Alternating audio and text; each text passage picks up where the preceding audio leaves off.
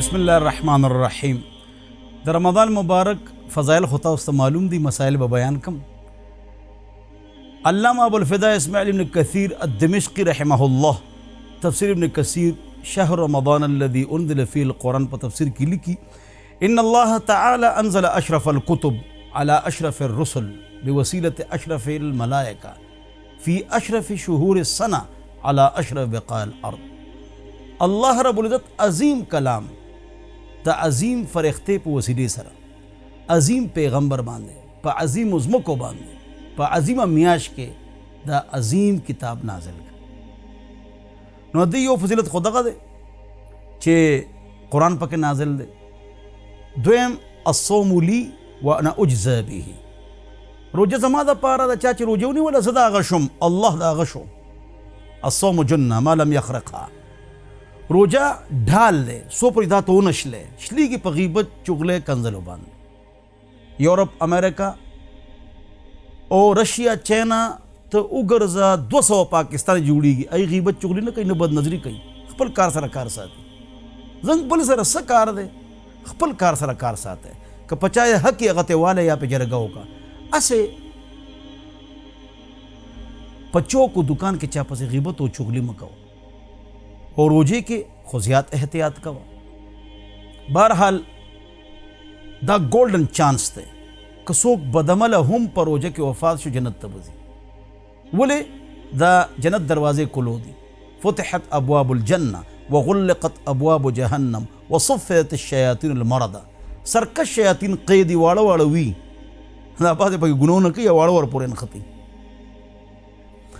कफ़ारा कल राजी शपेतर रोजे چې کله په مستۍ سره یا قصدن تر روژه ماته کې خوراک سکاک یا ملاب درځي قصدن یا مستۍ سره وکړي که قصدن نه وي په ایره د روژه ماته شوه په ایره وروړه دې وخوړه دا ماته نه ده انما اطعمک الله وسقاک دا الله تعالی دعوت کړی دی او که غلطۍ سره ګوټ لاړ روژه دې ماته شو خو کفاره نشته بل مستی سره که ډاکټر وایي چې روژه ماته که نو مستی خو نه ده ډاکټر وایي لہذا یو روژه به نیسئ کفاره نشته. کفاره یو صورت کې راځي چې قصدن یا مستی سره د ورځې ملاب خوراک یا اسکاک وکړي.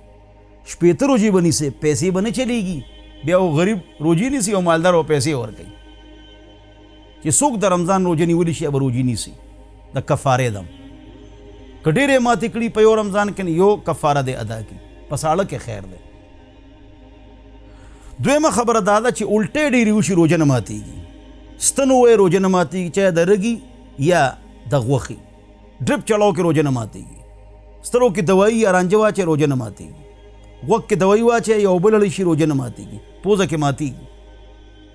غاښ سورې کې کار پکې وکړي یا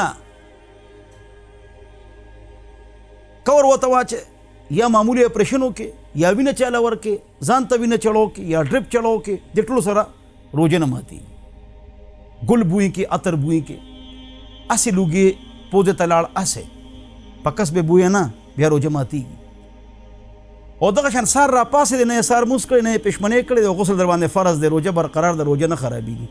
غلام به غلغړۍ او پوزه مه تراوه دا مه کوه صرف خوله او پوزه کې اوبه واچوه مونځ وکړه روژه دې ټیک ده. د ورځې ودې چې را پاسې تا باندې غسل اوړېدلی پوه نه شوې روژه ماته نه ده روژه برقرار ده. د روژې تعلق سایرن سره یا اذان سره نه دی. سارې بانګ ووایي خو لا ټایم شته خوراک کوه خو اکثر په ټایم بانګ وایي او ته هغې سره خوراک کوې نو ستا روژه نه کېږي. بانګ یې وایي د ماښام او ټایم شته نو روژه مه ماتوه ورېږه د بانګ غلط وایي نقشه کور کې کېدی. په دې خبرو باندې عمل وکړئ دا د روژې مسائل دي. زخمی شوې وینه ووته روژه نه ماتېږي. دغه شان چې تا ډرپ چړو که د رګ نو دې سره هم روژه نه ماتېږي خو که د طاقت ووایې نه بیا روژه ماتېږي. دا د روژې مسایل دي. کثرت استغفار دی که کوئ کلمه طیبه وایئ د جنت